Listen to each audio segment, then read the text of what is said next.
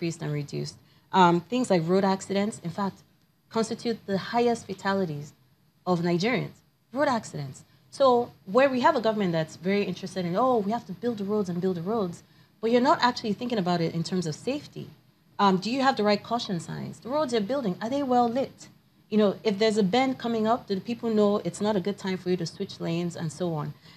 If these things are not put out there, you're just finding that sometimes even when they build these fast roads, people who are not used to driving on smooth roads, all of a sudden start speeding and then there's more accidents going on. So we had that, and also fire incidents increased. Health epidemics, we were talking about that. A lot of outbreaks that happen. Measles outbreaks have increased. Lassa fever, yellow fever, all sorts. In fact, we even had this one that kept going on in different parts. You see something called strange disease. What does that even mean? People don't even know what it is. But how does this tie to security? Okay. No, it's very simple. When you're looking at security, it's security of lives. So if you don't protect the lives of the citizens, even in terms of health, then you run into problems. That's how health comes into security. And if we're looking at that, she was talking about incidences. Today, we could say that we have a rising issue of malnutrition. And that's something that should be addressed. That if you have malnutrition, which should be a war, poverty-driven thing, and we have it in our communities today, and we're seeing it, then we should address some issues about poverty.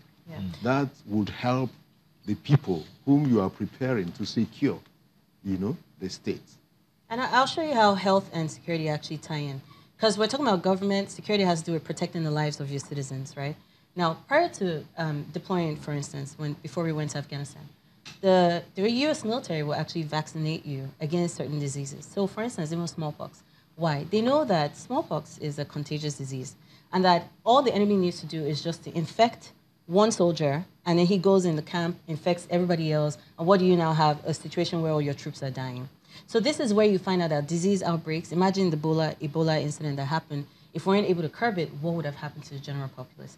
These things tie in together, and this is why we're telling citizens, or at least we should tell them now, that look, before you vote for anyone, try and figure out what their plans are, what are their strategies in terms of dealing with these incidents. One thing we saw increase as well significantly, hoodlum attacks. And that is also tied with the political season. Mm-hmm. In fact, which was what Conor exactly said. In fact, trends, when we looked at it over a 10-year period, we've seen that every year prior to an election year, there's a major spike in fatalities. Every year. So the fatalities will be this year, which we saw a major spike, but then not so much next year. Mm-hmm. Also with natural disasters. Now, the thing about the fire incidents, road accidents, natural disasters, health outbreaks, all of these also have to do with emergency response. Do we have contingent plans? What are our emergency response systems and structures looking like? And so these are all the things that we need to put in place, especially if we're going to figure out or draw up a strategy for 2019. The government needs to wake up and start thinking about these things. You know, that bit about response, Colonel Dare, when we come back, we'll look at the response of the institutions. There's news out there of 167 policemen absconding, then news again. Now, even though the police says that's not true, there's also the news of 121 sacked from the police as well. I don't know the reaction to that. All sorts of stories coming up from the different security institutions across the country. We'll look at the response and how it can be managed when we come back from this break.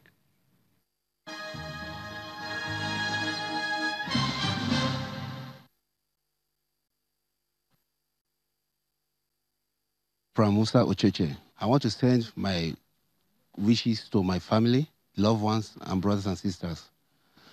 We thank God as God have given us long life to see this very Christmas. And may God guide us and protect us throughout this festive season.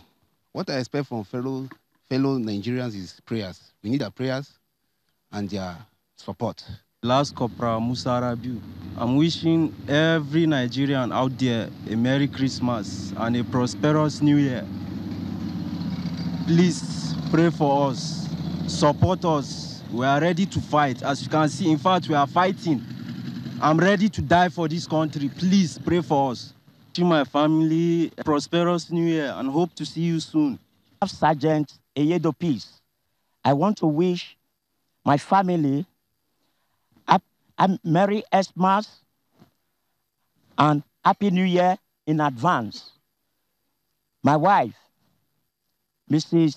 Beauty Eyedo, my daughter, Miss Favor Eyedo, my son, Kennedy Eyedo, my brother, Eyedo Fidelix, my comrade, Staff Sergeant Alex Christopher, Corporal Ojo Olariwaju, and the period of this celebration, I pray God should protect us and guide us. What we expect for Nigeria is for them to give us a vital information so that all this will easily come to an end. Most importantly, their prayers. Merry Christmas and Happy New Year!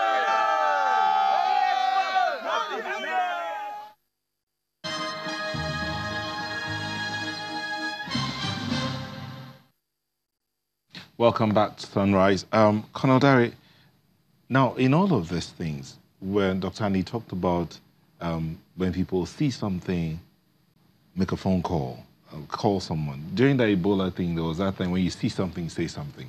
About the Ebola time, that was when we were getting some explosions, bombings, and so if you see a bag you don't know, make a phone call and all of that.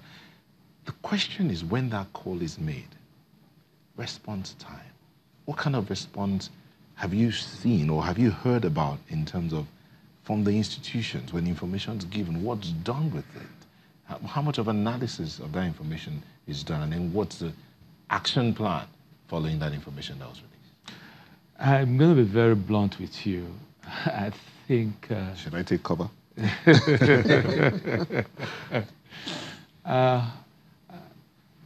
Frankly speaking, we need to work on our response plans. Most of these agencies really need to work on it. Because sometimes you pick up the phones, you can't even get through.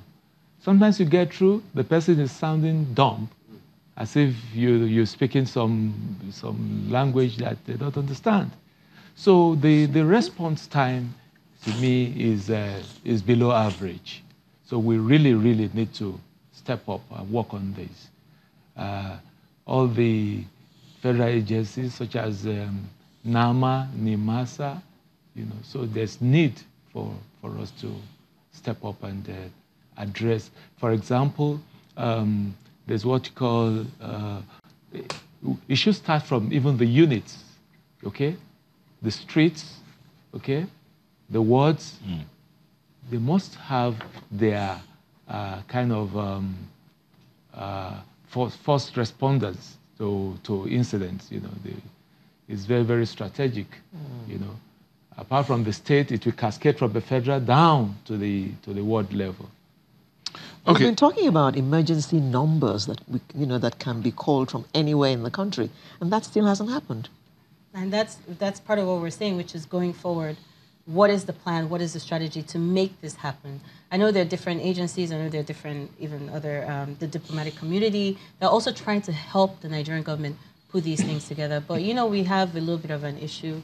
We don't really like saying that we have a problem when there really is a problem. Unfortunately, you can't solve a problem if you don't admit that it exists. And we have to give it to states like Lagos, and I think there are a few other states, too, that are trying to do that. I think they've carved out the 112 number to be the national emergency number as well. Going forward, we're almost there. We've seen it. It's been done here already. All federal needs to do is, let's understand how Lagos is making this happen, and let's replicate the same. Now, you were saying something about the police and having them join together with the military. There was something that, and you would often find that I will reference different examples with military or past experiences, because that's how generals learn. You learn from past wars, you read about them, and then you're able to then come up with a new strategy based on what you're seeing today.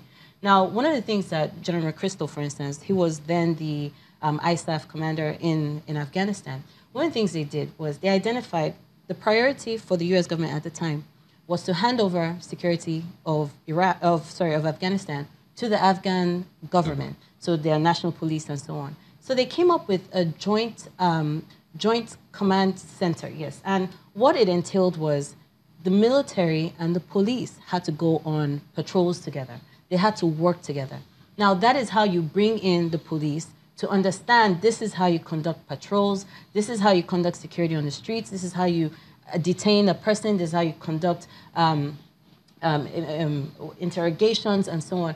And that's how you do it. You don't just come and say, okay, we're going to train you in a location and then send you out. There needs to be joint patrols. So you join certain policemen to certain units and then have them do it together before you hands off. Practicals, yes, more or less. absolutely. In fact, even when we had the issue in Abuja with the clash, the Shiite clashes with the military. With the military. You know, even prior to their protest, they held a press conference, right? They even said, look, we're going to Abuja for the next 3 days. We're going to be protesting.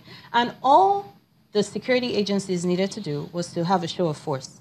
What does that mean? You call NSCDC. You call Federal Road Safety. You call the police. Anybody who wears a federal uniform in terms of security or anything, call them. Let them line the streets.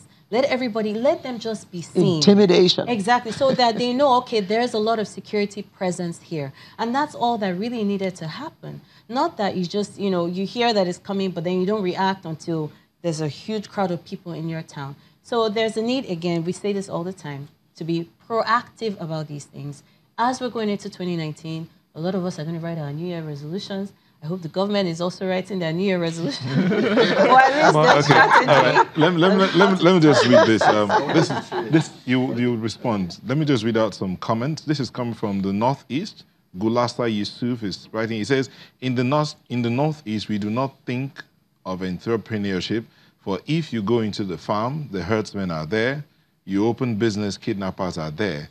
You rear cattle, the cattle rustlers are there. Even security of our lives, Boko Haram herdsmen and the unknown gunmen are also there. That's Gula Yusuf writing in from the Northeast. I thought I should bring that in there. Then Ikpomosa says, solutions to all of Nigeria's problems are in Nigeria. Government at all levels must work with Nigerians to develop this system of aggregation and communication. I think I like that. He's saying that the solution to the Nigerian problem is right with us. And I also believe that education information networks are very important. Like we are talking about, how much do I know about myself and my security around me? How much can I inform somebody else that, look, there's something that is happening? And I think that that's the problem.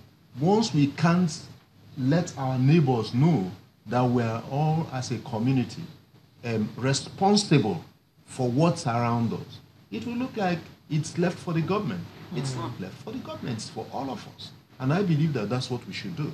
And if we do that, we're going to arrest certain things at certain levels.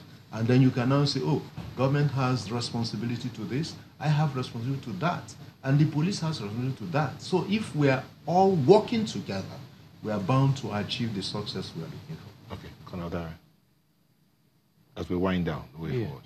Well, I would cap it up by saying that what we need is very strong, continuous sensitization, creating a lot of awareness, and that we must all accept the fact that security is everybody's business. What affects the other person. If you don't know, you might be the next victim. So all hands must be on deck, to check this scourge. And once more, it's a reality, these people are within. Okay. Dr. Babagana Adam says the greatest investment to free states like Borno, Yobe, and Taraba, in short, Northeast from the killer pagans, is education, education, education. Absolutely. As we wind down. Exactly. Doc? That's what it is. Okay. So, I absolutely agree. But we should also remember even leadership. And a quick example. A quick one. What about restructuring the security architecture? Rejigging the security architecture? Like, I agree with that we should have state security systems. We should have police security, state police. That's important because it's not what's happening here that's happening there. The strategy you use here is not the same strategy you're going to use in the other place. So if you have state security police, it's going to enhance a whole lot of things. And I tell you, people can learn from the other people how to handle that debate is still on. The jury is still out on the state security. To talk about... There's no time. I just need to get Tanwa's last words. No, I was going to talk about leadership. In World War II, the Italian troops were just rubbish. under their Italian commander. But as soon as they came under the German commander, they started excelling and started winning. Leadership matters a lot. So as Nigerians go into the polling stations in February, there's a need to make sure that you are voting for a leader who you know can handle the situation. Deliver. Thank you very much, Dr. Moses Ani, a retired squadron leader, also a medical doctor. Barrister Yomi Dare, a retired colonel in the Nigerian Army, and Tanwa Ashiru, a security expert who also happened to have gone to Afghanistan. Someone's asking whether you've gone to Borno State. Yes. I have, actually. I was in Maiduguri, absolutely. Okay, thank you all for sharing your thoughts with us. Sunrise will be back in a moment. Please don't go away.